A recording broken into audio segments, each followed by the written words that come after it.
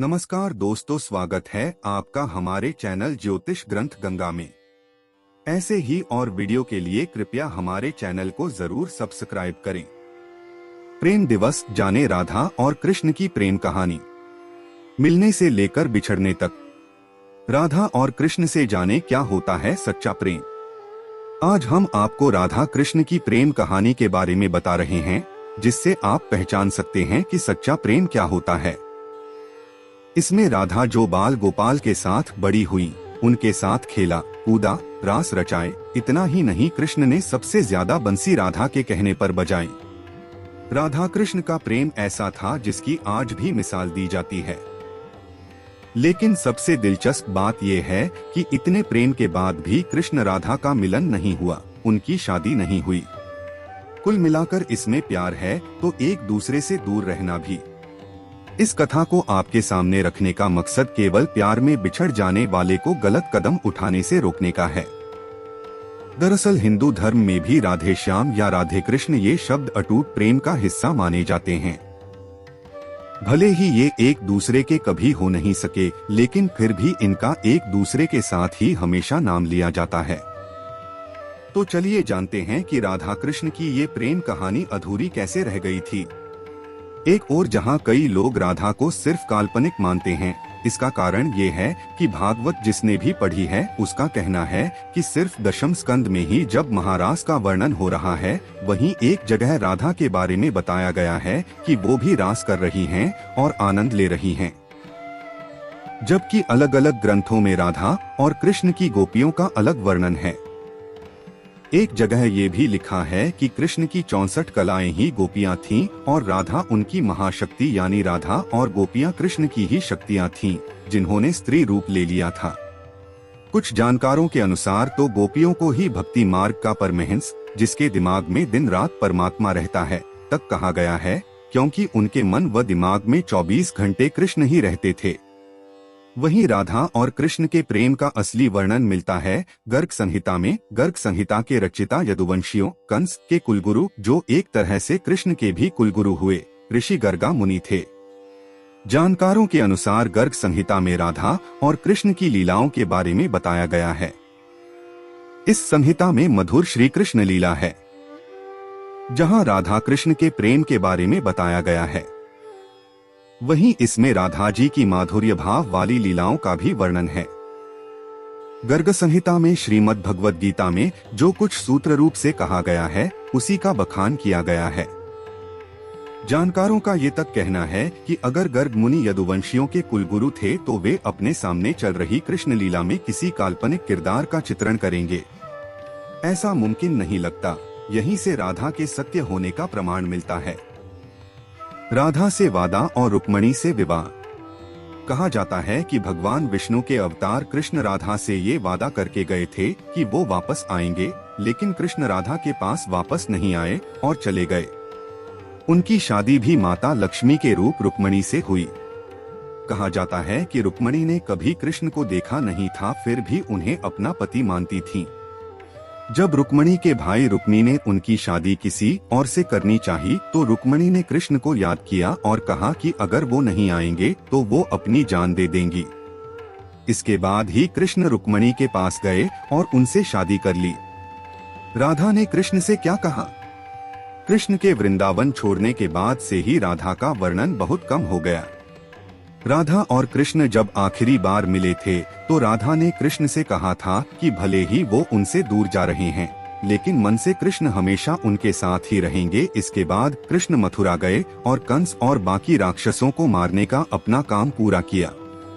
इसके बाद प्रजा की रक्षा के लिए कृष्ण द्वारका चले गए और द्वारकाधीश के नाम से लोकप्रिय हुए। वहीं जब कृष्ण वृंदावन से निकल गए तब राधा की जिंदगी ने अलग ही मोड़ ले लिया था। कहते हैं कि राधा की शादी एक यादव से हो गई।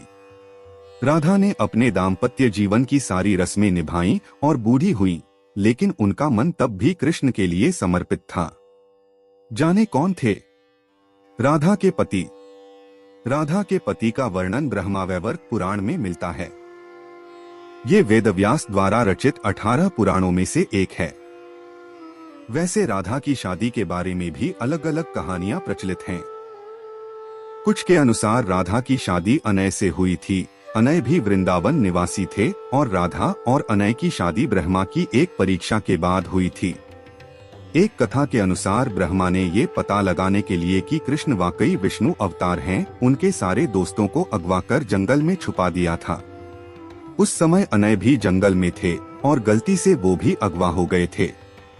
तब कृष्ण ने अपने सभी दोस्तों का रूप लिया अनय के साथ और फिर सभी बच्चों के घरों में रहने लगे। इसके बाद अनय रूपी कृष्ण की शादी राधा से हुई थी। वहीं एक अन्य कथा के अनुसार असल में राधा की शादी हुई ही नहीं थी।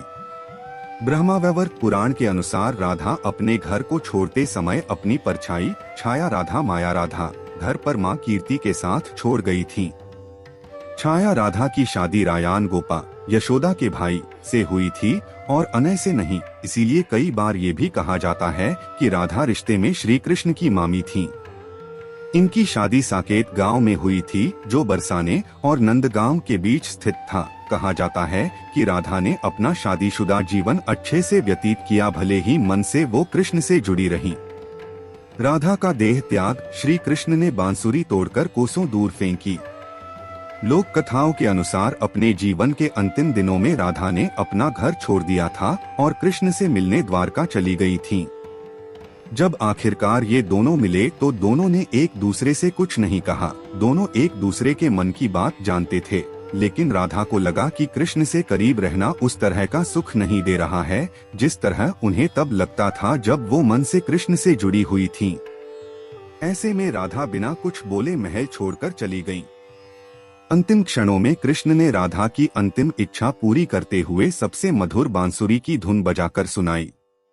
बांसुरी की धुन सुनते सुनते राधा ने अपने शरीर का त्याग दिया, लेकिन भगवान होते हुए भी राधा के प्राण त्यागते ही भगवान श्री कृष्ण बेहद दुखी हो गए और उन्होंने बांसुरी तोड़कर कोसों दूर फेंक दी। जिस जगह पर राधा ने कृष्ण जी का मरने तक इंतजार किया उसे आज राधा रानी मंदिर के नाम से जाना जाता है। इसके बाद ही राधा जी कृष्ण में विलीन हो गईं। किसी भी पुराण में राधा की मृत्यु का वर्णन नहीं मिलता। भगवान श्री कृष्ण का देह त्याग। महाभारत युद्ध समाप्त होने के बाद एक दिन वायु देवता को दूत बनाकर देवताओं ने भगवान श्री कृष्ण के पास भेजा। वायुदेव ने भगवान श्री कृष्ण से कहा कि देवताओं ने कहा है कि आपने पृथ्वी पर फैले पाप का अंत करने के लिए अवतार लिया था और अब आपका कार्य पूरा हो गया है। इसके बाद एक दिन सभी यदुवंशी प्रभास क्षेत्र यानी वर्तमान सोमनाथ मंदिर के पास स्थित समुद्र तट पर आए। यहीं यादवों में आपसी विवाद हो गया और वह एक दूसरे को मारने लगे।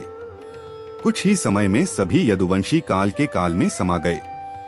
इस स्थिति को देखकर बलराम जी सागर तट पर बैठ गए।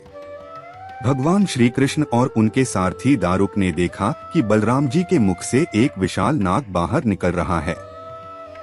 समुद्र उस नाग की स्तुति कर रहा है। कुछ ही समय में वह नाग सागर में समा गया। इस तरह बलराम जो शेषनाग के अवतार थे शरीर त्याग कर क्षीर सागर में चले गए। सोमनाथ मंदिर से कुछ दूरी पर जहां बलराम जी ने देह त्याग किया था वहां बलराम जी का एक मंदिर बना हुआ है। बलराम जी की देह त्याग के बाद भगवान श्री कृष्ण ने अपने सारथी से कहा कि अब मेरे भी जाने का समय हो गया है, इसलिए मैं योग में लीन होने जा रहा हूँ। द्वारिका में जो लोग बच गए हैं उन सभी को कह दो कि अर्जुन के आने के बाद वह द्वारिका को छोड़कर उनके साथ चले जाएं। क्योंकि अर्जुन के द्वारिका से जाने के बाद मैंने समुद्र से जो भूमि द्वारिका नगरी बसाने के लिए ली थी समुद्र उसे डुबो देगा। इसके बाद श्री कृष्ण योग में लीन हो गए और जरा नामक शिकारी ने भगवान श्री कृष्ण के पैर को मृग की आंख समझकर दूर से बाण चला दिया। इस बाण के लगते ही भगवान मूर्छित हो गए। जरा ने जब श्री कृष्ण को देखा तो काफी घबरा गया और अपराध बोध से दुखी हो गया। भगवान श्री कृष्ण ने तब जरा को समझाया कि यह तो मेरे विधान से ही रचा हुआ था। मैंने स्वयं ही अपने देह त्याग के लिए इस विधि को चुना था, क्योंकि तुम्हारे पूर्वजन्म का ऋण था मुझ पर। जरा पूर्वजन्म में बाली था जिसका वध भगवान राम ने किया था। राधा कृष्ण क्यों नहीं मिल पाए? गर्ग संहिता के गोलोका कांड में देवर्षि नारद और मिथिला नरेश के बीच का संवाद बताया गया है। ये राधा को श्रीधामा के श्राप के कारण हुआ था कि राधा और कृष्ण को 100 सालों का वियोग झेलना पड़ा था। श्री गर्ग संहिता के विश्वजीत कांड के 49वें अध्याय में एक और कथा है, जिसमें कहा गया है कि राधा और कृष्ण 100 साल बाद सूर्य ग्रहण के दौरान होने वाले एक यज्ञ में मिले थे, जो कुरुक्षेत्र में हो रहा था। इस दौरान राधा को योगेश्वर भगवान अपने रानियों और गोपियों के साथ द्वारका ले गए।